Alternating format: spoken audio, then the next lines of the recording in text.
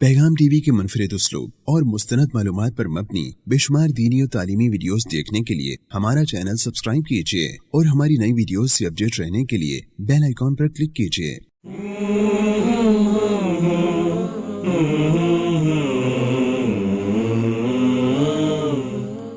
अस्सलामु अलैकुम वरहमतुल्लाहि वबरकातुहू। अऊज़ु बिल्लाहि स्समीइल अलीम मिनश शैतानिर रजीम। क़ालल्लाहु सुब्हानहु व तआला समिअना फ़तन यज़कुरुहुम युक़ालु लहू इब्राहीम। अल्लाह सुब्हानहु व तआला ने कुरान मजीद में मुख्तलफ़ नौजवानों का तज़किरा किया है कि जिनकी जवानी को अल्लाह सुब्हानहु व तआला ने उस वक़्त के मुआशरों के लिए एक रहनुमा के तौर पर बयान फरमाया। उनमें से बुनियादी तौर पर हज़रत इब्राहीम अलैहिस्सलातु वस्सलाम के बारे में अल्लाह सुब्हानहु व तआला ने फ़तन का लफ़्ज़ इस्तेमाल किया है। फ़तन उस नौजवान को कहा जाता है जिसकी उम्र टीन होती है, टीन एजिस में होता है, और उमूमन 15, 16, 17, 18, 19 साल के नौजवान को फ़तन से ताबीर किया जाता है। अल्लाह ताला ने इब्राहीम अलैहिस्सलातु वस्सलाम का वो ख़ूबसूरत बेहतरीन किरदार पेश किया जब उन्होंने अपनी कौम के सामने तौहीद का एक ख़ूबसूरत दरस, तौहीद का पैगाम, अल्लाह सुब्हानहु व तआला की वहदानियत का पैगाम बहुत ख़ूबसूरत अंदाज़ के साथ पेश किया। तो उसके कौम का जो रवैया था इब्राहीम अलैहिस्सलाम के साथ, उसको भी अल्लाह ताला ने पेश किया और ये बयान फरमाया समिअना फ़तन यज़कुरुहुम युक़ालु लहू इब्राहीम। जब इब्राहीम अलैहिस्सलाम ने माबूदान बातिला को छोड़ा तो वो अपने अंदर ये बातें करने लगे कि ये उसी नौजवान का काम लगता है जिसको इब्राहीम कहा जाता है। तो इब्राहीम अलैहिस्सलाम को उस नौजवानी की उम्र में आग के अंदर डाला गया कि अल्लाह सुब्हानहु व तआला ने किस खूबसूरत अंदाज के साथ हिफाजत फरमाई और नौजवानों के लिए एक बेहतरीन अमली नमूना पेश किया, जिसके बारे में ये बात कही अल्लाह सुब्हानहु व तआला ने कुलना या नारु कूनी बरदुम व सलामन अला इब्राहीम। और इसी तरह आपके बेटे इस्माईल अलैहिस्सलाम का वो रवैया जो नौजवानी के आलम में है कि या अबतिफ़ अल मा तुअमर सतजिदुनी इंशाअल्लाहु मिनस साबिरीन।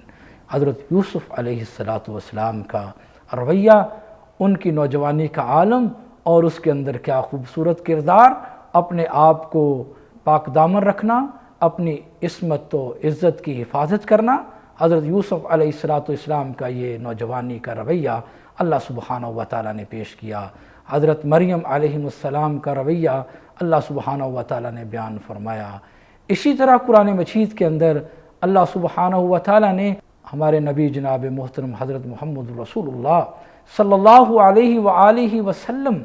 की सीरत और किरदार को भी बयान फरमाया। फ़क़द लबिस्तु फ़ीकुम उमरन मिन क़ब्लिही अफ़ला ताक़िलून। अल्लाह सुब्हानहु व तआला ने आपकी नौजवानी का यही किरदार पेश किया। रसूलुल्लाह सल्लल्लाहु अलैहि वसल्लम का हर्ब फुजार में शिरकत करना, हिल्फुल फ़ुज़ूल का मुआहदा करवाना, और वो नौजवानी का आलम जिसके अंदर आपने हज़रत खदीजा रज़ियल्लाहु ताला अन्हा के साथ शादी की और आपकी वो तजारत, उसके अंदर अमानत, ध्यानत और उसके अंदर सदाकत, रसूल गिरामी सल्लल्लाहु अलैहि वसल्लम की सीरत और आपकी नौजवानी के खूबसूरत पैराए को बयान कर रही है। तो नौजवानों को इससे ये पैगाम और मैसेज मिल रहा है कि तुमने अपनी नौजवानी के अयाम को किस तरह बसर करना है, तुम्हारी इन अयाम के अंदर क्या सरगर्मियाँ होनी चाहिए, क्या एक्टिविटीज़ होनी चाहिए। आज का हमारा नौजवान मुख्तलिफ़ किस्म के मसाइल से दो चार है, उसमें से बुनियादी तौर पर एक अहम मसला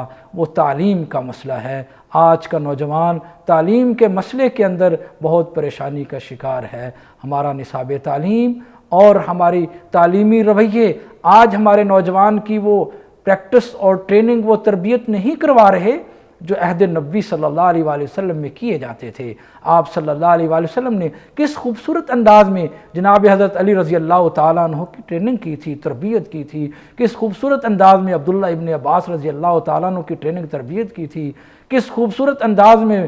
جناب حضرت مصعب ابن عمیر رضی اللہ تعالیٰ عنہ کی ٹریننگ اور تربیت کی تھی کہ نوجوانی کے عالم میں آپ کو مدینہ منورہ کا معلم مقرر کر دیا گیا، اور اسی طرح عبداللہ ابن مسعود، معاذ ابن جبل رضی اللہ تعالی عنہم کس خوبصورت انداز میں رسول اللہ صلی اللہ علیہ وسلم نے ان کی ٹریننگ اور تربیت کی تھی کہ وہ معاشرے کے ایک بہترین نوجوان قرار پائے تھے۔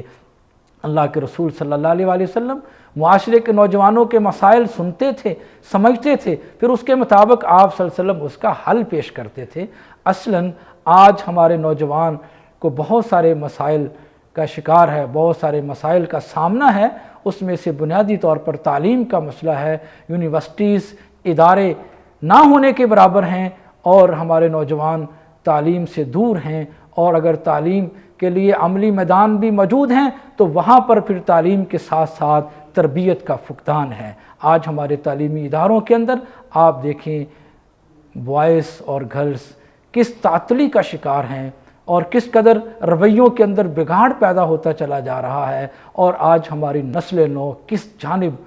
جا رہی ہے، یہ ایک سوچنے کی، فکر کرنے کی ضرورت ہے، اور اس کے لیے والدین کو، اساتذہ کو، اداروں کو بھی پریشان ہونا پڑے گا، اور ایسے اقدامات کرنے ہوں گے جس وجہ سے ہمارا نوجوان جو ہے ان مسائل سے نکل کر جو ہے وہ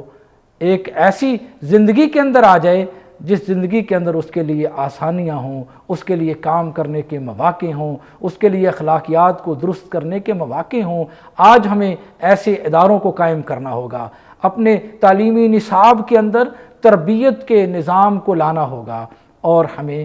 ضرورت ہے اس امر کی کہ آج جہاں ہم اپنے نوجوان کے لیے دینی تعلیم اور تربیت کا بندوبست کریں، اس کے ساتھ ساتھ ہم اپنے نوجوان کے لیے جو علوم ہیں، فنون کے علوم، ٹیکنیکل علوم اور انفارمیشن ٹیکنالوجی کے علوم، انجینئرنگ اور میڈیکل کے علوم، ہم اس کو بھی فروغ دیں اور اپنے نوجوانوں کو مثبت اور تعمیری کاموں پر لگائیں، اور ان کے لیے ایسے اقدامات کریں کہ وہ غیر منفی، جو وہ منفی سرگرمیوں میں ملوث ہونے کی بجائے وہ مثبت اقدامات اختیار کریں، اور اپنی اس نوجوانی کی عمر کو وہ ایسے کاموں پر لگائیں جس پر پھر بعد میں قوم کو فخر ہو، والدین کو فخر ہو، امت کو فخر ہو۔ آج کا ہمارا نوجوان مختلف قسم کے مسائل کا شکار ہے۔ ان مسائل سے چھٹکارا حاصل کرنے کے لیے ضروری ہے کہ ہماری حکومت بھی ایسے اقدامات کرے اور نوجوانوں کو ایسی فنی تعلیم اور تربیت فراہم کرے، اور نوجوانوں کی تعلیم اور تربیت کے لیے بہتر سے بہتر اقدامات کرے، اور ہمارے نوجوان کو بہترین روزگار فراہم کرے۔ جب ہمارے ایک نوجوان کو بہترین، خوبصورت اور جو اس کی زندگی کے اندر آسائش لانے والا روزگار ہوتا ہے اس کو میسر نہیں آتا، تو پھر وہ دوسرے نوجوانوں کو جن کے پاس یہ سہولیات ہوتی ہیں ان کو دیکھ کر پھر ان سے متاثر ہوتا ہے، پھر منفی رویے اختیار کرتا ہے، پھر ڈکیتی اختیار کرتا ہے، چوری اختیار کرتا ہے، اور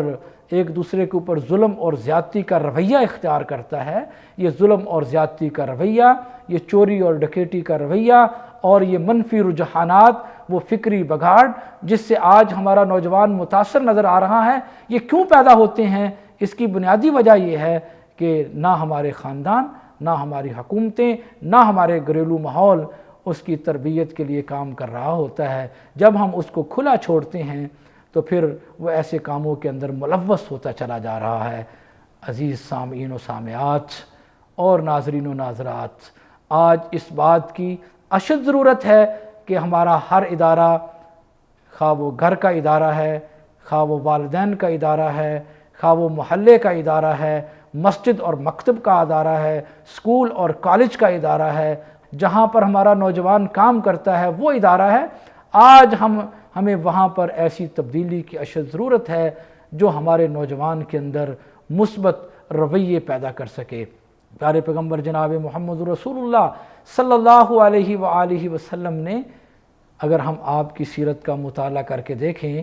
تو اپنے نوجوانوں کو ایسی تعمیر اور ترقی کے اوپر لگایا تھا، بلکہ خواتین بھی اور نوجوان جو صحابیات تھیں وہ بھی ایسے تعمیر اور ترقی کے کاموں کے اندر لگتی تھیں۔ حضرت امیس رضی اللہ تعالی عنہا کے بارے میں آتا ہے کہ وہ نوجوانی کے عالم میں تھیں تو اپنے گھر کے اندر کھالوں کو رنگنے کا کام کیا کرتی تھیں، اور اسی طرح گھریلو جو صنعت ہے، دستکاری جو ہے وہ کام کیا کرتی تھیں۔ اسی طرح شفا بنت عبداللہ رضی اللہ تعالی عنہا کے بارے میں آتا ہے کہ وہ سلائی اور کڑھائی کا کام کیا کرتی تھیں۔ آج ضرورت ہے کہ ہم رسول اللہ صلی اللہ علیہ وآلہ وسلم کے وہ اقدامات جو آپ نے اٹھائے تھے ان اقدامات کو اپنے معاشرے کے اندر پروان چڑھائیں، اور اپنی نسل نو کو اور ان نوجوانوں کو منفی رویوں سے بچاتے ہوئے مثبت رویوں پر لگائیں، ان کے اخلاق کی بہترین تربیت کریں اور ان کو بہترین روزگار کے مواقع فراہم کریں، اور ان کے لیے ایسے تعلیم اور تربیت کے پروگرامز کا انعقاد کروائیں جس کے ذریعے ان کے اندر مثبت رویے پیدا ہوتے چلے جائیں۔ تو آج اس بات کی اشد ضرورت ہے کہ ہم اپنی اپنی جگہ پر ایسے نوجوانوں کے لیے اقدامات کریں۔ میں انہی الفاظ پر اکتفا کرتے ہوئے اللہ کے حضور دعا کرتا ہوں اللہ ذوالجلال والاکرام کی ذات ہم سے ایسے اقدامات کروائے جو ہمارے نوجوانوں کے لیے فائدہ مند ثابت ہو سکیں۔ وآخر دعوانا ان الحمدللہ رب العالمین۔